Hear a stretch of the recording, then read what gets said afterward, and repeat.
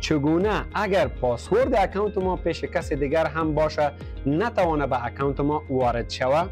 میایم بالای مینو کلیک کرده در قسمت Setting and Privacy بالای Setting کلیک میکنیم و در این قسمت بالای Privacy Checkup در قسمت دست راست How to keep your account secure کلیک میکنیم و در این قسمت میگیم Review بالای Skip کلیک میکنیم. در این قسمت Two Factor Authentication فعال میکنیم.